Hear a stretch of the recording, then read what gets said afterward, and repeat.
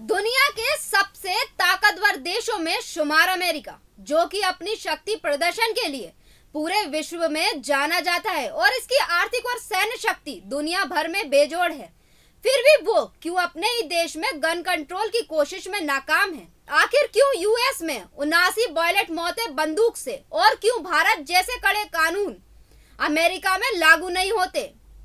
नमस्कार, मैं सोनू रजक। आप देख रहे हैं हमारा खास प्रोग्राम बंदूकों से परेशान अमेरिका। आपको बता दें, भारत में देसी कट्टा खरीदने से आसान है यूएस में असॉल्ट राइफल खरीदना। जी हां, अमेरिका बंदूकों से परेशान है। 2023 के 2 ही महीनों में अमेरिका में 88 मास शूटिंग की घटनाएं हो चुकी हैं। 99 लोगों की मौत हो चुकी है। ये घटनाएं दुखद हैं, लेकिन भारत में बैठकर बंदूकों पर अमेरिका की चिंता को समझ पाना जरा मुश्किल है। जाहिर है, यूपी, बिहार समेत कई राज्यों के कुख्यात इलाकों में जब कट्टा बनाना कुटीर उद्योग की तरफ फल फूल रहा है, तो अमेरिका में गन वायलेंस पर मची हाय तौबा बहुत ज्यादा ही लगती है। लेकिन इस चिंता की वजह आपको आंकड़ों की तुलना करने पर ही समझ आएगी। भारत में 2020 में करीब 50,000 लोगों की अलग अलग तरह की हिंसा में मौत हुई, लेकिन इसमें गन वायलेंस में मरने वाले 20% ही थे। उधर अमेरिका में 2020 में हिंसक झड़पों में करीब 30,000 लोगों की मौत हुई, जिनमें से करीब 79 लोगों ने गन वायलेंस में जान गंवाई। गन वायलेंस में मौतों का आंकड़ा अमेरिका में भारत से इतना ज्यादा होने की वजह यह है कि अमेरिका में गन खरीदना भारत से कई ज्यादा आसान है। भारत में अगर आप कानूनी रूप से एक गन खरीदना चाहते हैं तो एक लंबी और सख्त लाइसेंस की प्रक्रिया से गुजरना होता है। भारत में गैर कानूनी रूप से गन खरीदने वालों की संख्या कम नहीं है, मगर कोई सेमी ऑटोमेटिक गन खरीदना मुश्किल, रिस्की और काफी महंगा हो सकता है। वहीं अमेरिका में इसके उलट बिना किसी लाइसेंस के कोई भी व्यक्ति बंदूकें खरीद सकता है और अपने घर में जमा कर सकता है। सिर्फ अमेरिका के कुछ ही राज्यों में गन खरीदने पर उसका रजिस्ट्रेशन कराना अनिवार्य है। आइए समझते हैं कैसे अमेरिका में 18 साल का किशोर भी चॉकलेट खरीदने जितनी आसानी से बंदूक खरीद सकता है, और क्यों भारत जैसे कड़े गन कानून अमेरिका में लागू नहीं होते। अमेरिका में मास शूटिंग ही नहीं, गन वायलेंस की छोटी घटनाएं भी तेजी से बढ़ रही हैं। अमेरिका का संविधान देता है हर नागरिक को बंदूक रखने और अपनी रक्षा करने का अधिकार। अमेरिकी संविधान का दूसरा संशोधन लोगों को बंदूक रखने का अधिकार देता है। यह संशोधन 15 दिसंबर 1991 को लागू हुआ था।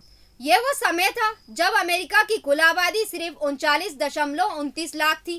कई परिवार तो ऐसे इलाकों में रहते और खेती करते थे जहां मीलों तक कोई दूसरा परिवार नहीं था। लेकिन उस दौर में भी हर व्यक्ति को अपने परिवार और प्रॉपर्टी की रक्षा करने के लिए बंदूकों की जरूरत होती थी। इसलिए अमेरिकी संसद ने 1791 में इसे हर नागरिक का संवैधानिक अधिकार बना दिया। अमेरिका में गन्स का घरेलू बाजार बहुत बड़ा है। 35 साल में 353% बड़ा गन्स का उत्पादन। आज अमेरिका में हालत बदल चुके हैं, लेकिन अब वहां बंदूकों का डोमेस्टिक मार्केट इतना बढ़ चुका है कि गन कंट्रोल खासा मुश्किल हो गया है। 1986 में अमेरिका में कुल 30.41 लाख गन्स का घरेलू बाजार था। 2021 में यह आंकड़ा बढ़कर 1.38 करोड़ तक पहुंच गया है, यानी 35 साल में गन्स का उत्पादन 353% बढ़ गया है। आज अमेरिका में 45% परिवार कम से कम एक गन जरूर रखते हैं। ऐसे में लोगों को गन खरीदने से रोकने का कानून बनाना मुश्किल हो गया है। आपको बता दें, सिर्फ 1 घंटे में अमेरिका में खरीदी जा सकती है बंदूक। वहीं एक रिपोर्ट के मुताबिक अमेरिका में कोई भी व्यक्ति सिर्फ 1 घंटे में बंदूक खरीद सकता है। बंदूक बेचने से पहले सिर्फ बैकग्राउंड चेक होता है। अमेरिका में जितनी गन्स बनती हैं, उससे ज्यादा मात्रा में बिक रही हैं। बंदूक बेचने वाले ऑथोराइज्ड डीलर्स के पास अमेरिका की संघीय जांच एजेंसी FBI के एक डेटाबेस का एक्सेस होता है। इसे national instant criminal background check system कहा जाता है। आपको बता दें, इस सिस्टम के जरिए बंदूक खरीदने की ID के आधार पर उसका बैकग्राउंड चेक किया जा सकता है। आमतौर पर यह बैकग्राउंड चेक भी 10 से 20 मिनट में पूरा हो जाता है। अमेरिका में हर साल बनने वाली गन्स की तुलना अगर NICS के चेक्स की संख्या से करें तो मामला चौंकाने वाला है। हर साल जितनी गन्स बनती हैं, उससे कई ज्यादा गुना बिकती हैं। आपको बता दें, 2021 में ही 1.38 करोड़ गन्स बनी, जबकि 3.88 करोड़ गन्स के लिए NICS चेक हुआ। जी हाँ, एक तरीका ऐसा भी जिसमें बैकग्राउंड चेक तक नहीं होता। गन्स के उत्पादन और NICS के चेक के आंकड़ों का इतना बड़ा अंतर बताता है कि ज्यादातर बंदूकें सेकंड हैंड खरीदी बेची जाती हैं। लेकिन इन बंदूकों के खरीदने में भी NICS का चेक तभी होता है जब ये किसी ऑथोराइज्ड गन डीलर से खरीदी जाए। अगर आप किसी आम व्यक्ति से बंदूक खरीद रहे हैं या वो आपको गिफ्ट में बंदूक दे रहा है तो बैकग्राउंड चेक की जरूरत नहीं पड़ती। यदि इसकी तुलना भारत से करें तो 140 करोड़ की आबादी में 7.11 करोड़ गन्स ही मौजूद हैं। भारत में गन रखने के लिए पहले लाइसेंस लेना अनिवार्य है, लेकिन गैर लाइसेंसी हथियारों की संख्या कहीं ज्यादा है। स्मॉल आर्म्स सर्वे की रिपोर्ट के मुताबिक भारत में 7.11 करोड़ गन्स हैं और इनमें से सिर्फ 13.6% ही लाइसेंसी हैं।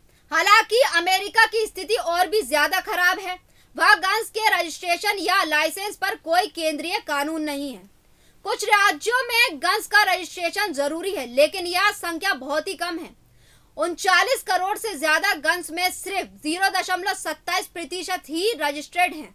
आपको बता दें, अमेरिका में गन्स कंट्रोल की कोशिश कई बार हुई, पर हर बार हुए नाकाम। जी हाँ, संविधान के दूसरे संशोधन के आधार पर अमेरिका में कई राज्यों के गन कंट्रोल के फैसले कोर्ट ने पलटे। 2008 में USA के सुप्रीम कोर्ट ने कोलंबिया में हैंडगन पर लगे बैन को बदल दिया था। पिछले साल अमेरिकी सुप्रीम कोर्ट ने न्यूयॉर्क के बंदूक रखने पर लगाम लगाने वाले कानून को निरस्त कर दिया। इस कानून के तहत लोगों को हथियार रखने की पर्याप्त वजह साबित करनी होती थी। इसी साल 3 फरवरी को अमेरिका की एक कोर्ट ने 30 साल पुराने एक कानून को रद्द कर दिया जो घरेलू हिंसा में शामिल लोगों को हथियार रखने से रोकता था। राजनीतिक लड़ाई के चलते भी नहीं बन पा रहा प्रभावी गन कंट्रोल कानून। बता दें, कोर्ट के फैसले के अलावा राजनीतिक कारणों से भी प्रभावी गन कंट्रोल कानून नहीं बन पा रहा है। आमतौर पर जो बाइडेन की डेमोक्रेट पार्टी के लोग गन कंट्रोल कानून का समर्थन करते हैं, वहीं डोनाल्ड ट्रंप की रिपब्लिकन पार्टी के लोग गन कंट्रोल कानून का विरोध करते हैं। अमेरिका में 1994 में एक एक्ट के जरिए असॉल्ट वेपन्स और ज्यादा गोलियों वाली मैगजीन्स रखने पर पाबंदियां लगाई गई थी। हालांकि ये एक्ट 10 साल के लिए था। इसके बाद एक बार फिर से इसे संसद में पारित कराना जरूरी था, मगर 10 साल बाद संसद में रिपब्लिकन बहुमत में थे। ऐसे में ये एक्ट रिन्यू ही नहीं हुआ। हालांकि पिछले साल जून में एक गन सेफ्टी बिल लाया गया जिसे दोनों पार्टियों ने अपना समर्थन दिया। इस बिल के तहत बंदूक खरीदने की इच्छा रखने वाले 21 साल के कम उम्र के लोगों के लिए बैकग्राउंड चेक को कठिन बना दिया गया है। गन कंट्रोल में भारत अमेरिका से बहुत आगे। एक गन लाइसेंस के लिए कई पापड़ बेलने पड़ते हैं। इंडियन आर्म्स एक्ट 1959 के तहत भारत में बंदूकों को 2 कैटेगरी में बांटा गया है।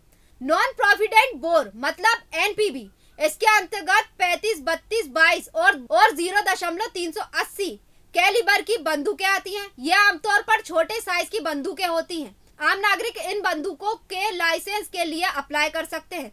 ये लाइसेंस राज्य सरकार देती है। प्रोविडेंट बोर PB, इसके अंतर्गत फुली ऑटोमेटिक और सेमी ऑटोमेटिक बंदूकें आती है।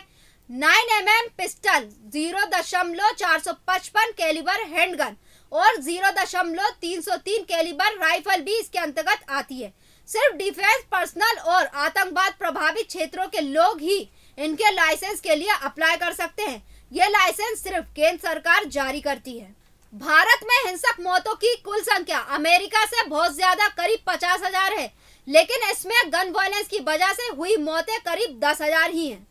वही सर्वे की बात करें तो 46.5% मास शूटिंग में इस्तेमाल बंदूकें कानूनी रूप से खरीदी गई थी।